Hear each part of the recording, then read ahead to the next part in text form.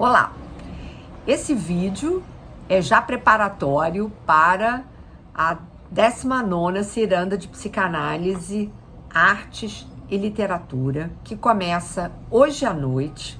Vocês todos estão convidados. Maiores informações pelo site da Escola Lacaniana de Psicanálise do Rio de Janeiro e pelo telefone 21 981620713. Vocês vão falar com os secretários da escola para ver como vocês podem se inscrever para esse grande evento, que é maravilhoso. Eu convido vocês fortemente a participarem. E eu vou falar para vocês sobre Os Lusíadas, de Luís Vaz de Camões. Essa epopeia, né, considerada a maior epopeia em língua portuguesa. Eu vou, nesse vídeo, falar um pouco sobre a história do Camões e depois, num próximo vídeo, ainda antes da minha apresentação no sábado, eu falarei um pouco sobre a obra em si, as relações dessa obra com o Brasil. O que uma coisa tem a ver com a outra. E a importância dessa obra que, de alguma maneira, recoloca para os interessados na língua portuguesa a importância dessa língua, né? De alguma maneira, assim como Shakespeare deu à Inglaterra os parâmetros da sua língua, o mesmo acontece com Camões.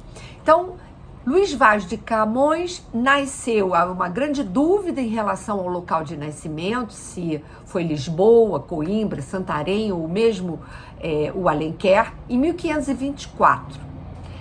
Mas, provavelmente, a gente pode dizer que ele nasceu em Lisboa. É possível, né? Ele era filho de fidalgos, o único filho de fidalgos. Ele nasce, então, em 1524 e depois ele se muda para Coimbra, porque ele vai estudar com o tio, que era ligado ao clero, se não me engano, Bartolomeu de alguma coisa, não me lembro agora, era prior lá de um convento, enfim. Ele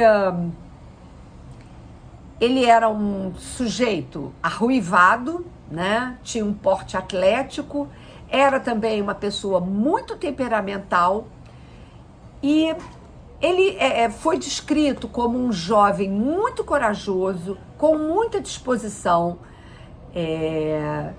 engraçado, divertido, mas também muito difícil, tinha um temperamento difícil. E ele vai estudar latim, espanhol, todas as obras clássicas da época e também modernas, ele vai ler, né? Por isso ele teve uma educação muito acima da média das pessoas em Portugal.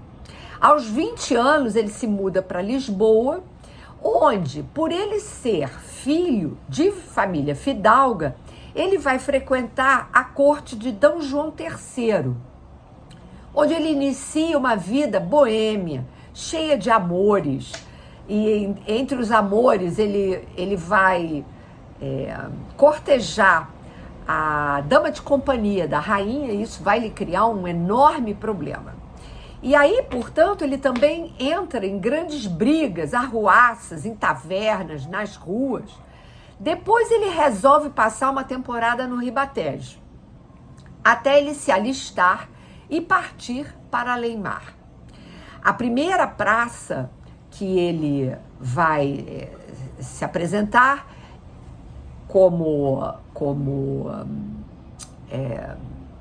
militar, né? Servindo a coroa, é uma praça africana em Ceuta, onde há uma grande batalha. Ele vai participar dessa batalha em Ceuta, que foi o primeiro lugar onde ele fica por 2 anos. E numa batalha naval, ele parece ter perdido o olho direito exatamente nessa batalha naval. Depois ele retorna a Lisboa, retoma sua vida de confusões, de bebedeiras e se envolve em briga com um homem ligado à corte. Ele vai preso, né, por ordem do rei, vai servir então a coroa na Índia. Nessa época, Portugal já tinha grandes conquistas feitas, né? Essa seria a primeira vez que Camões foi preso, mas certamente não foi a última. Em 1553, ele parte, aí é bem interessante porque ele parte na frota do filho do Pedro Álvares Cabral, do Fernão Álvares Cabral, descobridor do Brasil. O Pedro Álvares Cabral tinha esse filho que também se tornou navegador. Durante essa viagem, ele faz o mesmo percurso que um de seus heróis, Vasco da Gama, que é o grande herói das Lusíadas, né? E por coincidência enfrenta também grandes tempestades, dificuldades em atravessar o cabo antes chamado Cabo das Tormentas, que se transforma no Cabo da Boa Esperança, depois que ele é contornado por Vasco da Gama.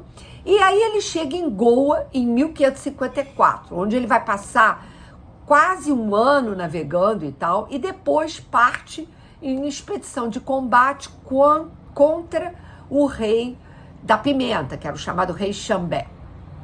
Pouco depois dessa expedição, devido a muitas dívidas que ele contrai, porque ele era um jogador quanto mais, e a publicação de sátiras anônimas contra a corrupção vivida no vice-reino da Índia, ele é preso de novo. E somente em 1561, com a chegada, né, de Dom Francisco Otim a vice-rei, e com a sua ascendência fidalga e cultura excepcional, que o vice-rei, então, manda soltá-lo e atribui-lhe a função de provedor-mol dos defuntos. Acho isso muito curioso. Os defuntos ausentes de Macau e aqueles que, de fato, deixaram as suas fortunas sem descendentes, né? Com isso, então, ele adquire um poder sobre esses bens, né? E ele nessa época, né, ele começa, parece, a escrever os Lusíadas numa gruta. Enfim, não se sabe direito por que ele vai escrever numa gruta, mas é o que ele faz. Na viagem de retorno a Goa, disse que acontece um naufrágio na altura do rio Mekong, ao qual ele sobrevive carregando os Lusíadas numa das mãos. Mas ele perde o seu grande amor, né, que era Dinamene. Assim, então, ele chega a Malaca, antigamente tinha esse nome, mas é Malásia, onde ele recebe imediatamente ordem de prisão, acusado de se ter apropriado dos fundos indevidos desses mortos, né? Ele é solto mais uma vez por ordem de D. Antão de Noronha, que era um seu amigo de longa data. Em 1567, ele parte para Portugal. No caminho, ele é enganado e atraiçoado por um tal de Pedro Barreto, acabando por ficar abandonado na província de Sofala, atual Moçambique. Mais uma vez, e mesmo só por sorte das suas amizades nobres, ele é salvo por seu amigo Diogo Couto, que paga 200 cruzados da dívida que ele tinha, e com isso ele pode finalmente voltar para Portugal. Chega a Cascais em 1570 e, a essa altura, parece que ele já estava concluindo os Lusíadas, que são finalmente publicados em 1572, e ele apresenta os Lusíadas ao rei Dom Sebastião, era o jovem rei, né? Ele que fica completamente impressionado com essa epopeia, que afinal de contas também lhe era dedicada, né? Lhe era atribuída em honra a Dom Sebastião, e por isso então o rei lhe oferece, lhe designa, na verdade, uma pensão anual de 15 mil réis. Então, depois, o rei parte para a batalha contra os mouros e ele falece, né? Na verdade, ele desaparece, mas evidentemente ele faleceu, só que os sebastianistas não aceitam, diz que ele ainda vai voltar em algum momento, Dom Sebastião, mas ele desaparece na Batalha de Alcácer Quibir. E então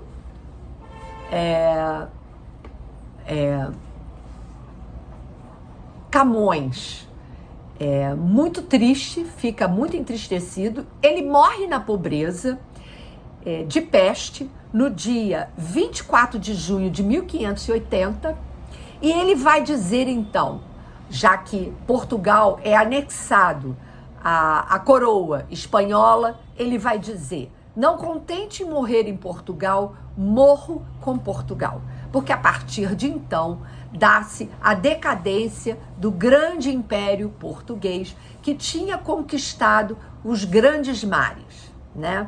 Depois a gente vai ver que Pessoa vai dizer uma frase muito interessante, mas isso eu vou deixar para o próximo vídeo. Então, volto a dizer para vocês, inscrevam-se para a ciranda, que começa hoje. Hoje começa com a parte ligada aos analistas, e amanhã, como eu já disse de uma outra vez, é o grande banquete da psicanálise, das artes e da literatura. Espero vocês lá. Até lá!